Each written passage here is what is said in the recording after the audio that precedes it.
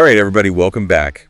Get ready, because today we are talking career transitions, specifically landing one of those crazy, competitive, high-paying tech jobs. You know, those are really popular these days. Yeah, everyone wants to figure that out. Absolutely. And we are going to try to help by breaking down a resume that did just that. Oh, good resume breakdown. Who doesn't love a good resume breakdown? Right. So our subject today is this guy, Varun Kulkarni, who went from Deloitte, consultant respectable, to senior product manager at Cisco. Nice. And he managed to snag a $180,000 salary in the process. Wow. Okay. So we're going to figure out how he did that by looking at his resume. I'm intrigued. And it's interesting because he had a strategy for everything. Okay. Like starting with how he even set up his resume. Okay. Because he was coming from a consulting background. Right. Which is fine. But if you're going to go into product management, that's not really what they're looking for. Exactly. You've really got to tailor it. You got to speak their language. Exactly. And that's what's so interesting about this. Okay. One of the articles pointed out 3 key strategies that he used. Okay. First up, this is so smart. He was absolutely ruthless about cutting anything on his resume that wasn't related to product management. Love it. And then he strategically emphasized anything that was gone. Oh, interesting. So he didn't even have that much direct experience. Exactly. But he found ways to pull it out and highlight it. I love that. So smart. Yeah. It's all about the framing, right? Yeah. Like you said, you're speaking their language. And then this leads into a second strategy, which is all about showcasing growth. Okay. So he had been promoted twice at Deloitte. Right. But instead of listing those different job titles, he really focused on how his responsibilities and his impact and, honestly, his value to the company, how that grew over time. Oh, I like that it's a much better way to show it. Isn't it? Yeah, instead of just being like, I had this job, I got promoted to this job, I got promoted, because everyone can say that. Exactly. But this is the impact it made. Yeah. Exactly. Showing, not telling. I love it. Okay, so to round this out, the third strategy he used, which I thought was so smart, he even customized the small sections, like his tool section. Oh, interesting. Like who does that? Right. But he laser focused on skills that are directly relevant to product management. Such as Things like defining strategy, working across stakeholders, building relationships, things that are valuable in any field, really. Right. But especially in that world. Yeah, it shows he understands the assignment. Exactly. Yeah. So we see all these strategies kind of woven throughout this resume. Okay. But what makes it really sing is how he backs it all up. Okay. So I'm curious, when you're looking at this, what really stood out to you about how he presented his experience? Well, the first thing that I see that's really important is that he uses a lot of quantifiable achievements. Oh, absolutely. It's one thing to say you're good at something. Right? It's another thing to say, I reduced defects by 30%. Yes. Or, I spearheaded this project that increased customer engagement by 25%. You've got to put a number on it. Yes. The numbers are powerful. They really are. And, recruiters love that. Of course. Because instead of trying to decipher these vague claims, Totally. they're presented with concrete evidence. Exactly. And you can imagine, you're a hiring manager. You're looking at, hundreds of these things. Oh, yeah, they're just skimming. Which one are you going to remember? The one that's just, generic statements, or the one that's bam, bam, bam? Literally. Here's the receipts. Yes. And another thing he does really well is he uses these strong action verbs. Yes. He doesn't say, I was responsible for. Right. He says, I headed, I led, I managed, I analyzed. I love that. These verbs just paint this picture of a really proactive, results-driven person. It makes it so active, right? You're really seeing what he's doing. Exactly. And it makes it more engaging to read, which, let's be honest, when you're a recruiter, you need that. Oh, absolutely. Because they're just getting inundated with these resumes. It just draws you in. Yeah, absolutely. But you know what else I really like? What's that? He uses all the right words. Oh, you're talking about the industry keywords. Yes.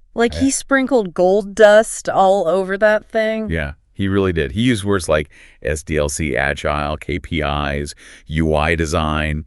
He even had cloud migrations in there. Oh, yeah, he went there. He went there. And AI models. See, he knew exactly what they wanted to see. Yes. And this is where I think people who don't know about applicant tracking systems really kind of miss out. Oh, yeah, they can make or break you. Because they don't realize it's like there's a robot reading your resume. Essentially. Before a human even gets to it. Yeah, you got to get past the robot gatekeeper first. And so you've got to have those words in there. You got to speak their language, remember? And what I think is so interesting about Varun is he spent like 8 months prepping for this whole career transition. Wow, he was committed. Oh, yeah. This was like a full-on project. Wow. And one of the things he said Yeah. is even though this resume worked, he said there were things he would have done differently. Oh, really? Okay, what would he have changed? He said that while he did include his technical skills, Right. he would have gone even harder on his data analysis experience. Oh, interesting, because that's so important for product managers, So important. especially in tech. Everything's driven by data. Data is everything. It's all about analyzing those A/B experiments, understanding the user behavior. Like, that's key. Yeah, he said no matter what industry you're in, those data analysis skills for a product manager are gold. Oh, absolutely. Because it shows you can make informed decisions. Right, not just guessing. Yeah, you've got the data to back it up. Exactly. And it's not just about the numbers themselves, it's about how you present them. Oh, yeah, for sure. Like he doesn't just say, I analyze data. Right. He says stuff like, I leverage data analysis to identify a key user pain point leading to a 15% increase in customer satisfaction. Ooh, that's good. He connects the dots. I love that. And it makes me think about something else he did really well that I think often gets overlooked. What's that? He highlighted his projects outside of work. Oh, yeah, he's involved in all kinds of stuff. This guy's got his hands in everything. He's in these AI societies. He sits on the advisory board for a tech startup. Cat. He even writes scholarly articles about project management. In his spare time. In his spare time. Good for him. It's like, who is this guy? Yeah. But it just shows you that he's committed to continuous learning. Oh, absolutely. And he's really passionate about this field. Yeah, he's not just clocking in and clocking out. No. This is someone who is really invested in their career. Exactly. And it shows. And I think that's something that a lot of people forget about when they're doing their resumes is like, you've got to think about those things outside of work. Totally. The volunteer positions you have, the side hustles. Yeah, those are all valuable experiences. Because it shows what you're interested in and what you're good at. And it just makes you a more well-rounded candidate. Absolutely. Right? Like, you're not just one-dimensional. You've got other things going on. It makes you more interesting. X. Okay, so we've talked a lot about the ins and outs of his resume. Right. We really broke it down. All the strategies he used, the keywords, the action verbs. The whole shebang. But let's bring it back to everybody listening. Yes. Put yourself in the hiring manager's shoes. Okay. You're staring at like this giant stack of resumes. They all kind of start to blend together after a while. They all say the same things, right? Oh, yeah. Excellent communication skills. Results-oriented. Yeah, exactly. Like, Yeah. what does that even mean? Right. It's so vague. So how is your resume going to stand out from that stack? That's the million-dollar question. It is. So how do we do it? Well, I think you've got to take a page out of Varun's book. Okay, so show, don't tell. Show, don't tell. So instead of saying you're a great communicator, Right. give a specific example of how you use those communication skills to maybe close a major deal or resolve a conflict. Yes. Give me the details. Give me the details. Show me how you're a good communicator. Don't just tell me. Exactly. Quantify those achievements. Okay. Love it. So instead of saying like improved sales, say I increased sales by 15%. Yes. Put a number on it. Instead of saying streamlined workflow. Oh, so vague. Right. Say I streamlined the workflow, saving the company $10,000 and reducing errors by 20%. Oh, I like that one. You've got to make it That's tangible. about the impact. Exactly. And just like Varun realized he could have played up his data skills even more, I think you've got to look at your resume and be like, am I really showcasing all of my strengths? It's a good point. Sometimes we sell ourselves short. And think about those outside projects that you're doing, the volunteer positions, the side hustles. Right, because those can really showcase your skills and passions. They make you interesting. Because at the end of the day, those are things you're actually passionate about. Exactly. And it makes you stand out. It shows you're more than just a job title. Yes.